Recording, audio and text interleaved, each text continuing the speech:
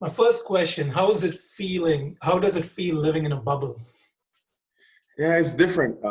Obviously, we're accustomed going out, going shopping, having some coffees, and taking a trip around England. But there's no such thing now. We're all secure. The England Cricket Board has done a fantastic job of making us very comfortable. So, as I said, it's a new norm, but it's something you can get accustomed to.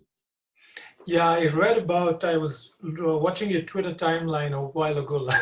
You made some interesting comments about how impatient you were getting, especially with the food delivery guys. Can you talk about that? That Yeah, you're getting tired cooking. yeah. Obviously, you're home all day, so there's a lot of cooking being involved. But once they open up the deliveries, yeah, I guess it was a bit tough for all companies to get everyone out in timely fashion. But yeah, it's a little frustrating. But as I said, it's something you have to get accustomed to, the new norm. But um, we all got to eat, so I guess we miss our all our cheat days. We get our fast food and stuff. But other than that, yeah, it's pretty tough being at home having to cook every day. What did you order first thing? Also KFC. Sorry to say it's not good for you, but I needed it, man. I really needed it. And so, what was the one sound you missed? A cricket sound I'm talking about from a cricket environment. What is the one sound you missed during the lockdown? Was it sending the stumps flying, ball thudding into the pads, taking the edge? I mean, whatever. Yeah, I'll have to say taking the edge, and definitely the cheering from the crowd is yeah, obviously it's something you're gonna miss for a while as well. You're not gonna be able to have any crowds at the cricket, so that's something I definitely miss. Obviously, someone chanting your name in the stands and stuff. Yeah, it's gonna be tough when the series starts not having any crowds around. Yeah, I'll come to the crowds because when I was watching the videos of you bowling against England, especially at your home ground, and there was so much crowd like dancing in the aisles and just the Caribbean flavor that just when you were taking wickets, like what was that, 4 or 5 wickets you took? Do you remember that spell especially and how the crowd kind of revved you up? Can you talk about that experience? Yeah, it was a fantastic experience. It was my home country in Barbados, and obviously I love playing at home. And being a home ball, you have some fans, you have some family there chanting your name and cheering you on. So yeah, it was a great feeling for me. Obviously we won that test match as well, so that's probably one of the best test matches I've played in my whole career. How excited were you to come to England? How much time did it take for you to decide? Yeah, it took a little bit of a discussion with the family and stuff. Obviously, the health issues over here and all over the world as well. It took a little bit of discussion, a little bit of thought, but the West Indies Cricket Board and the ECB, they assured us that we'll be safe. I trusted the board, so I came over and obviously wanted to defend the trophy as well. So yeah, it was a tough decision, but all in all, I was pretty confident with all the information that was passed over to me, and I was pretty sure that I'll be safe when I get over to England. Yeah, I mean, part of your excitement is you're on the cusp of a record. No West Indies bowler has reached 200 Test wickets since March 20, 1994. That is 26 years, virtually your age. uh, uh, do you remember who was the last man? I'm guessing it had to be Andy Roberts. Somewhere close. Yes. How proud are you of being on the cusp of leaping into the bracket of bowling greats? Obviously, it's a great honor. We have a fantastic history of fast bowlers in the West Indies. Going way back from Joe Garner and Malcolm Marshall and Michael Holden and Andy Roberts and those guys. So it's a really good feeling to obviously get in a bracket of those greats. And obviously, I like to play as long as I can. Obviously, move higher up that ladder to be obviously one of the top bowlers, fast bowlers for the West Indies as high as I possibly can. Who was a fast bowler growing up you wanted to be? I'm a great fan of Corey Cullimore. We went to the same school, and we're both from the north of the island, and we communicated very well from a young age. He took me on board and he kept me on his arms, and he showed me a lot about bowling. And We have a lot of conversation, a lot of discussions, and I think growing up, he was my idol. I always wanted to emulate what he did, obviously for the West Indies and obviously around the world in England and Australia as well. So he plays some cricket in the league. So yeah, he was definitely one of the guys growing up I wanted to be like. What is the joy of fast bowling to Kemar Roach? Joy? Yeah, the joy of fast bowling. Obviously taking wickets. That's me. I obviously love to celebrate and obviously huddle with the guys and the good feeling of obviously winning a test match for the team as well, and being a part of it. That's probably one of the biggest joys I have as a cricketer. But as a fast bowler? That's what I want to know. The psyche of a fast bowler. Obviously, my younger days when it was bowling much quicker, obviously the short bowling and seeing the fear in the batsman's eyes, yeah, that brought a little bit of joy as well to me, yeah. Yeah. Who is the fast bowler you enjoy watching in world cricket now? James Anderson. Huge fan of James Anderson. His skill level is so high. His consistency is amazing. And the way he's played cricket for so long, and to keep himself so fit, it's pretty amazing knowing what he's done for England and for cricket all over the world and fast bowling as well. So I'm a great fan. I watch his videos a lot. And yeah, it's amazing what he has done, man. And I would love to emulate him someday. What is it that attracts you about Anderson? Is it his art, or the complete package? Yeah, exactly. His art. Being able to move the ball both ways and obviously consistent in his lengths and his lines. Yeah, it's actually quite amazing, man. We all know fast bowling is very hard. It's very tough on the body. And he has done a fantastic job of playing over 150 test matches. I think that's quite amazing. So, yeah, for me, yeah, it's obviously something you want to emulate going forward as a cricketer. And hopefully I can get close to some of his achievements as well. There's a fast bowling club everyone is proud of, right from the old times. Have you sat with James Sansom ever and discussed, had a chat? Not really. He's a pretty standoffish guy.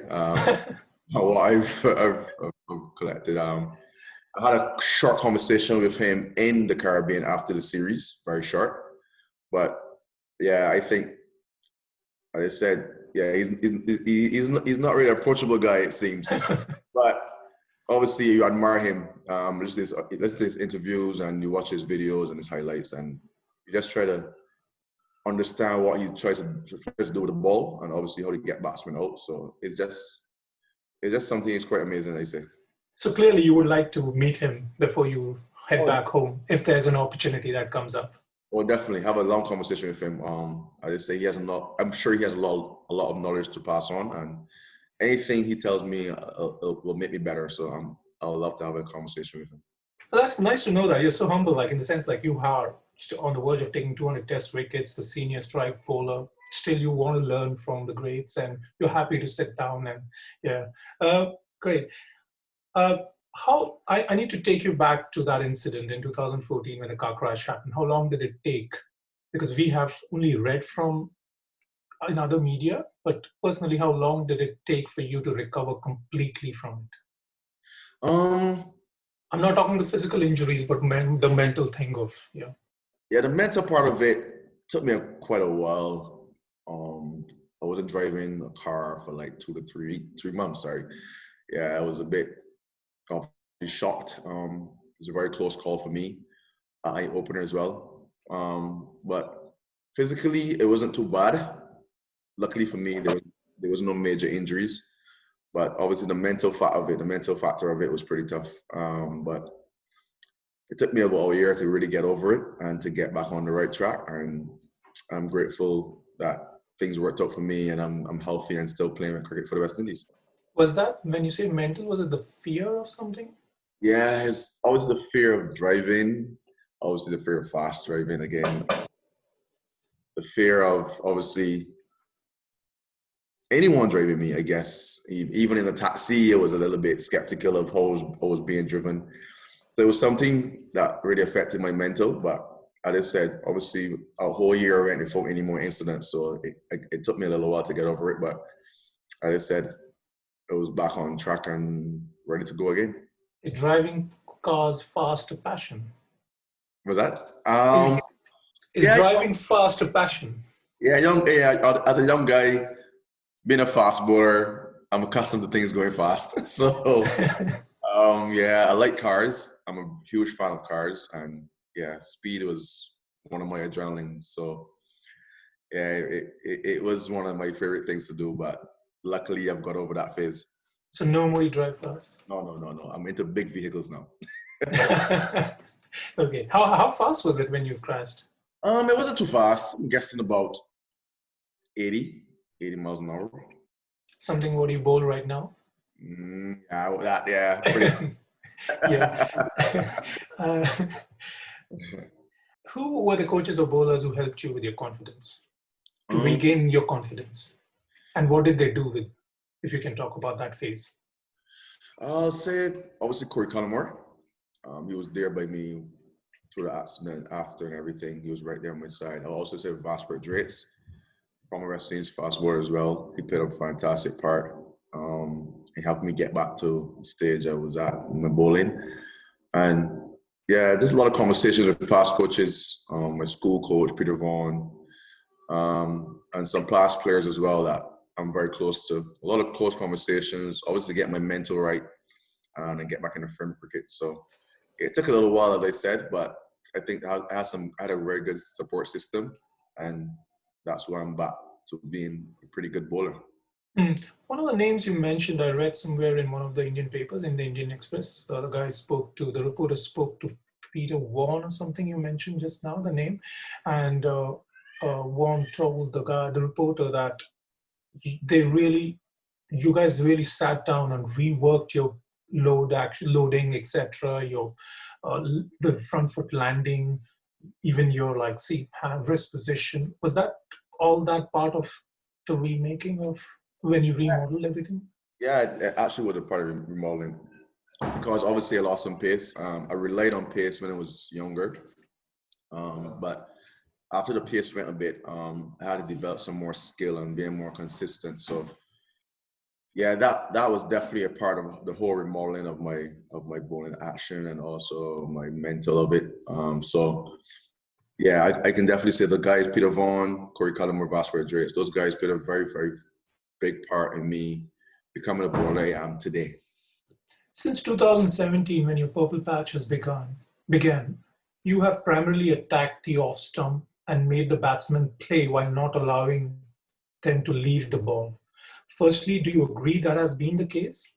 And secondly, how much hard work did it take for you to become consistent with that line of attack? Yeah, obviously, me being a new ball bowler, the aim is always to make the batsman play as much as possible. So my line of attack obviously is coming into the off stump. I bowl a little wider from the crease. So my angle, I've been told, has been pretty tough to pick up the line of the ball. And obviously, I move the ball both ways. So it has been tough for batsmen to obviously get on top of me or pick up the line of the ball, as I said. But yeah, it's more about being consistent. Work with your strengths. Obviously, just keep going. Just keep believing that whatever task is in front of you, that you can overcome it.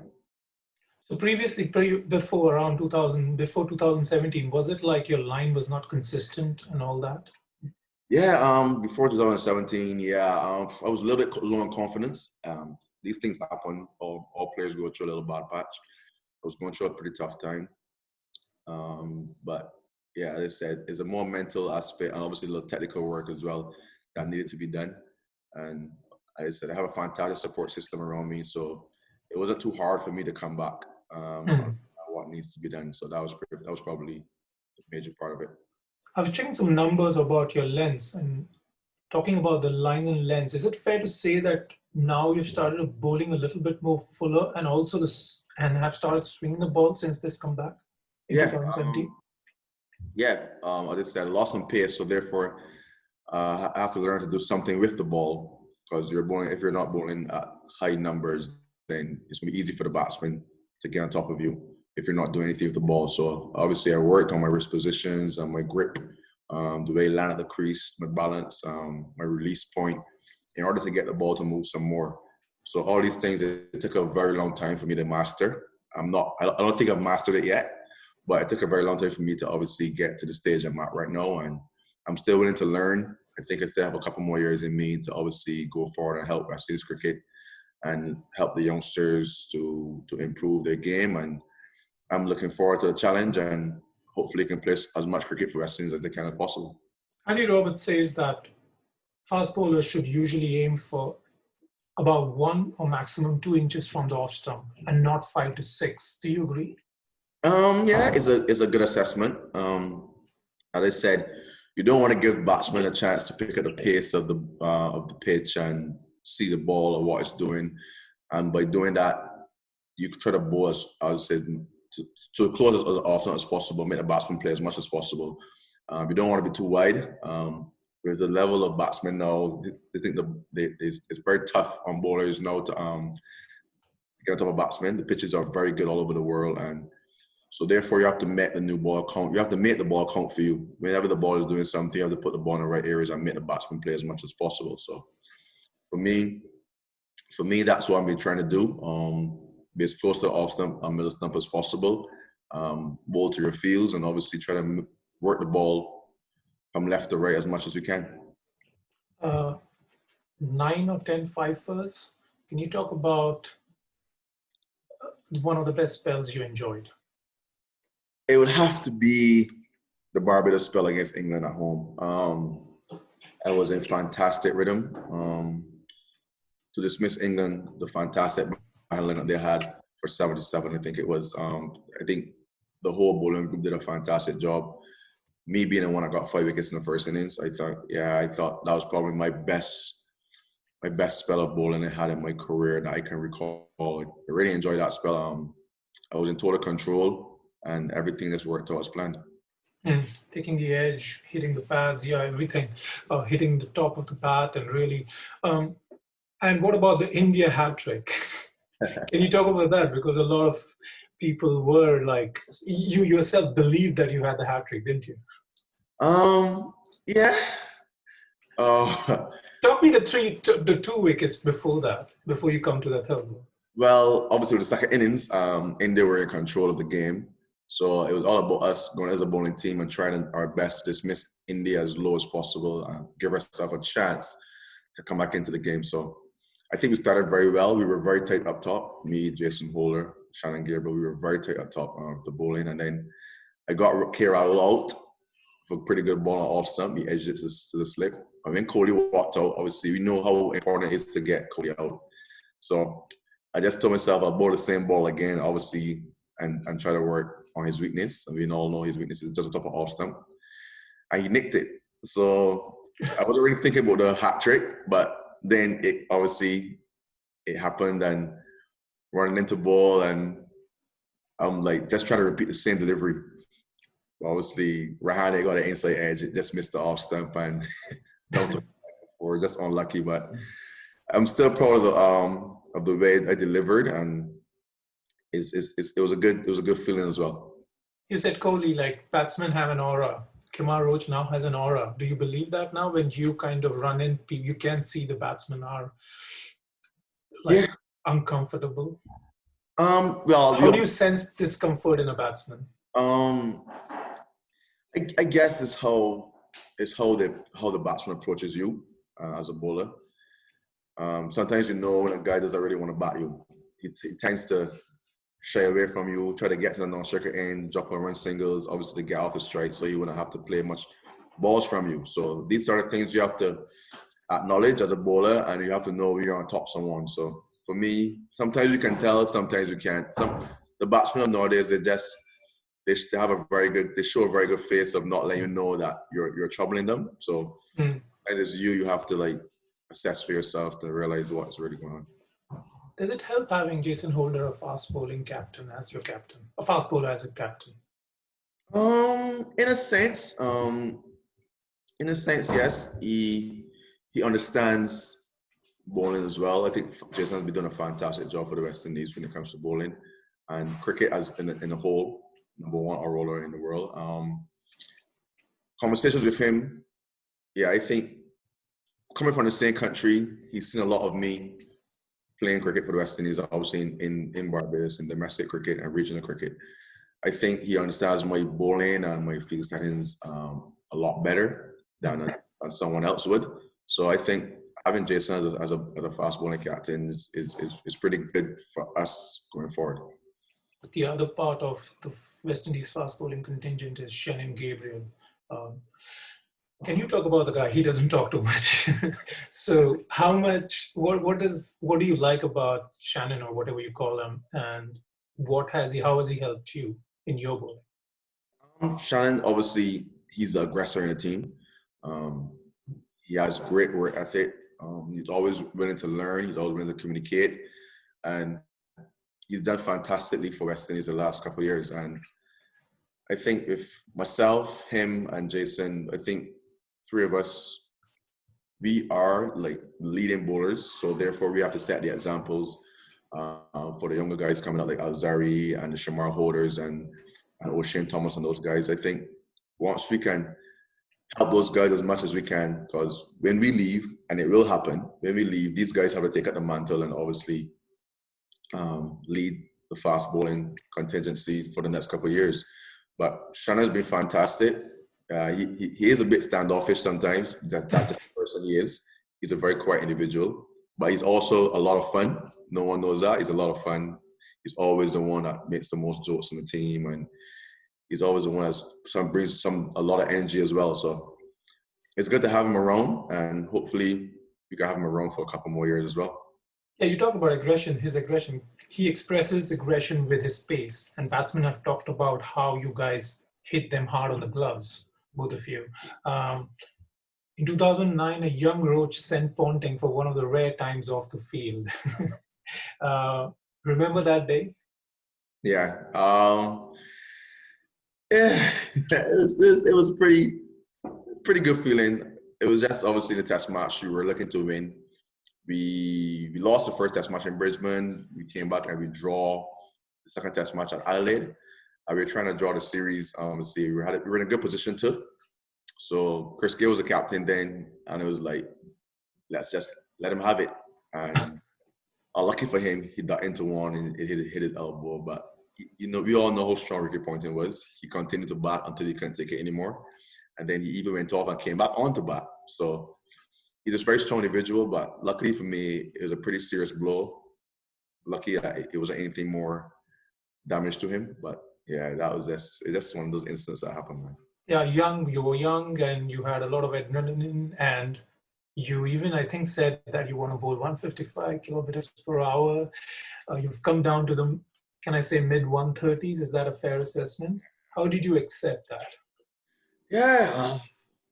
Obviously, you like to bowl 150 again, but realistically, I'm getting older. The body isn't the same as it was at 21, 22.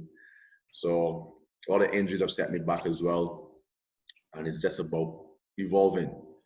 I thought I've done fantastic. I think I'm bowling much better now than I was bowling when I was bowling 145, 150. I understand bowling a lot better.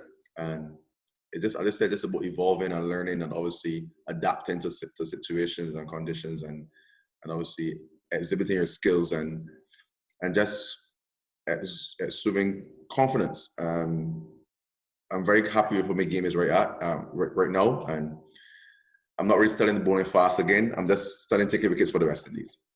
Confidence is a good word.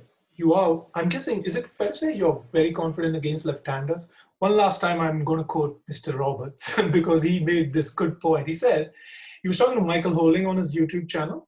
I don't know whether you've heard the conversation.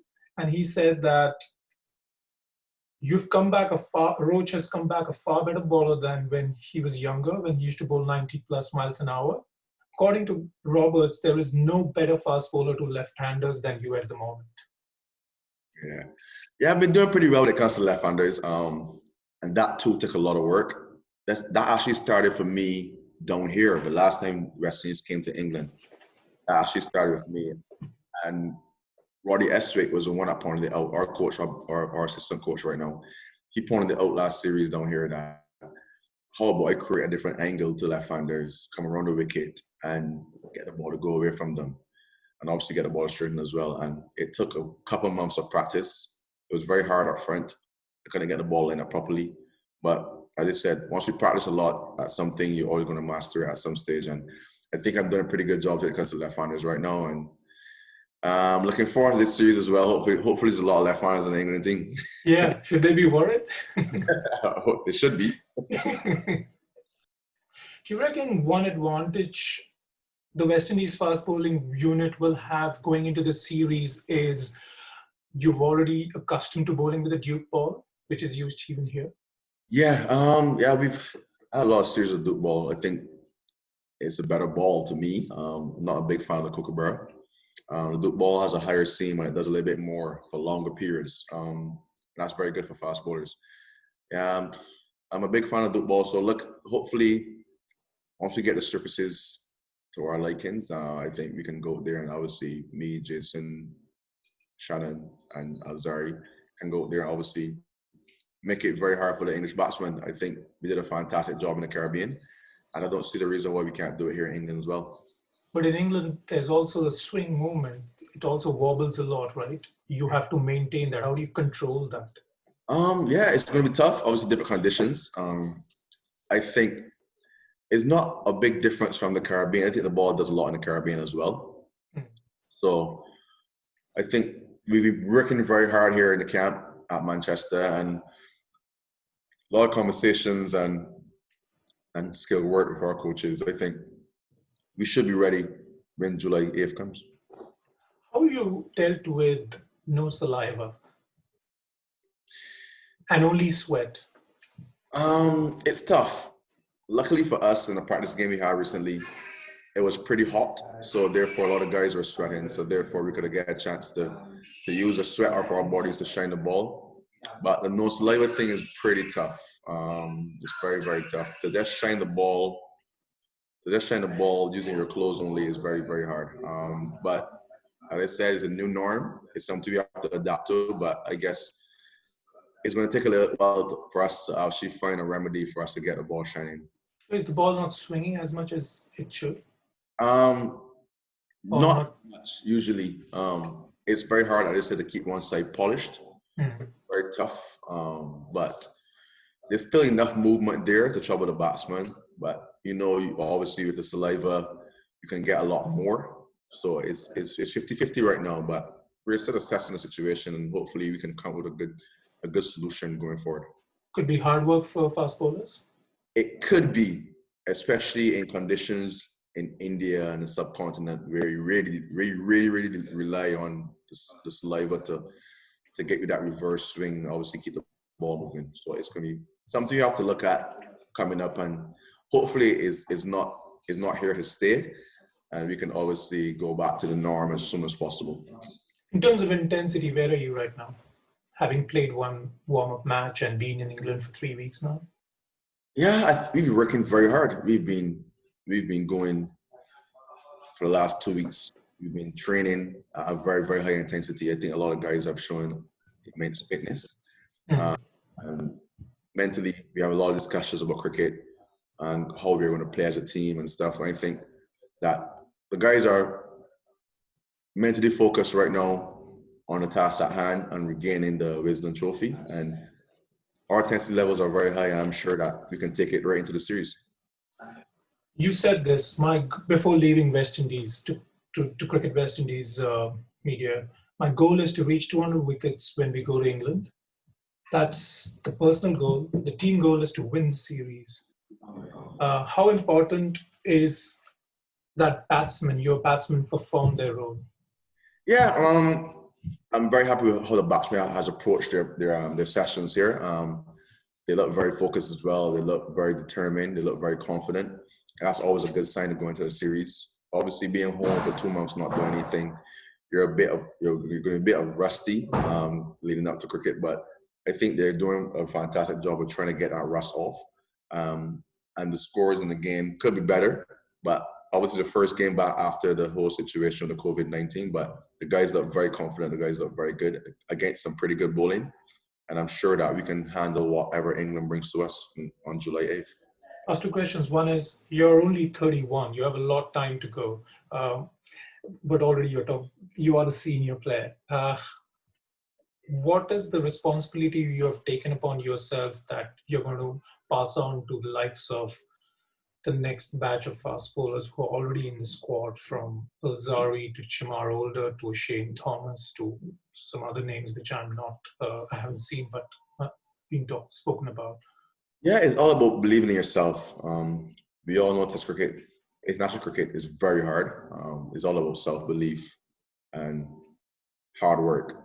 I think we have the hard work part already done pat. These younger guys around here, they work very hard at their game. They always ask a lot of questions, always willing to learn. That's a very good sign going forward. It's all about improving and believing in yourself that you can get the job done. Luckily for me, most of the fast bowlers here are from my country, Barbados. So therefore, I see them a lot. We communicate a lot. We're very good friends at home. So we have a lot of discussions about cricket and fast bowling, and they're always willing to learn, as I said. So I'm very eager to see in the next 5 to 10 years what these guys produce for the West Indies, and I'm sure that we're in good hands going forward in the future. Last question. It's up to you whether you want to answer or not. The BLM movement. You've been in England and must have seen, heard, read about the protests that followed the death of George Floyd. Darren Sammy believes cricket needs to have discussion on racism and a task force should be set up by the administrators. You put a message on your Twitter sometime recently saying, "I'm black and I'm proud." How does cricket make sure it contributes to the wider movement globally to push for action? It's all about equality. We as a team have discussed it in depth, and we all believe that being the black team in cricket is obviously going to affect us, but it's all about equality. It's all about we as individuals understanding that racism is not right, and it's just about us living as one, coming together. It's not rules set for one person or the other. It's just let's set one rule for everyone, and let's live together as one. There's not much more I can say about it, but I feel very passionate about it, and I think we'll discuss it some more coming up to the series, and we can obviously find the best way to speak and to address it going forward. Thanks for watching ESPN on YouTube, and for more sports highlights and analysis, be sure to download the ESPN app, and for premium content plus live streaming, make sure to subscribe to ESPN Player.